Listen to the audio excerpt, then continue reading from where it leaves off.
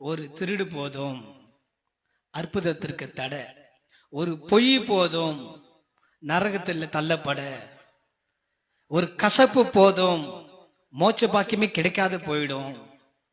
அநேக வியாதிக்கு காரணம் நம்ம கிட்ட இருக்கிற பாவங்கள். பாவம்தான். பாவத்தை அறிக்கை செய்து விட்டுட்டா எவ்வளவு அற்புதம் நடக்கும். ஏற்கனவே இதை நான் சொல்லி இருக்கிறேன், மறுபடியும் உங்களுக்கு இந்த சம்பவத்தை உங்களுக்கு சொல்லி இருக்கிறேன். நம்முடைய அவிசுவாசம், நம்முடைய பாவம் தடையா இருக்கு. இங்க இந்த கூட்டமே, ஒரு ஊரு ஜனமே சுகத்துக்கு பெற்றுக்கொள்ளாமல் இருக்க காரணம் இதெல்லாம் குறை சொல்லி குற்றப்படுத்தி சூழ்நிலைகளை பார்க்குது. எந்த மனுஷனை இன்னைக்கு பார்க்க வேண்டியதில்லை. இந்த உலகத்தில் இருக்கிற எல்லா மனுஷனும் குறைவுள்ளவர், நிறைவுள்ளவர் ஒரே ஒருவர் தான், அவர் இயேசு.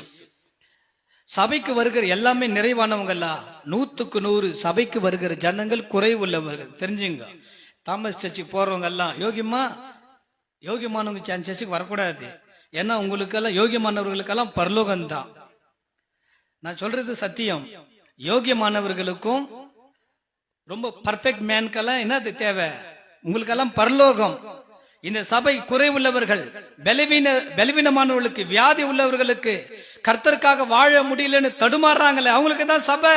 கண்ணீர் வடிக்கிற வாழ்க்கையில, விசுவாசத்துல பலவிதத்துல தடுமாறுறாங்களே, கர்த்தருக்காக எதுவும் செய்ய முடியல, அவருக்காக வாழ முடியல, ஒவ்வொரு நாளும் புலம்பி பரிசுத்தத்திற்காக ஏங்கி தவிக்கிறாங்களே, அவர்களுக்காகத்தான் திருச்சபை.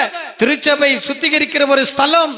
திருச்சபை ஜனங்களை ஆயத்தப்படுத்தி பரலோக ராஜ்யத்தில் சேர்க்கிற ஒரு அற்புதமான ஒரு இடம் தான் திருச்சபை.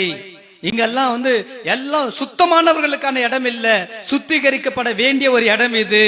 வருகிறவர்கள் சுத்திகரிக்கப்பட வேண்டும், அதற்கான ஒரு இடம் தான். வருகிறவர்கள் சத்தியத்தினாலே போதிக்கப்பட வேண்டும், சத்தியத்தை அறிந்து கற்றுக்கொண்டு அதன்படி வாழ வேண்டும் என்பதற்குத்தான் சபை.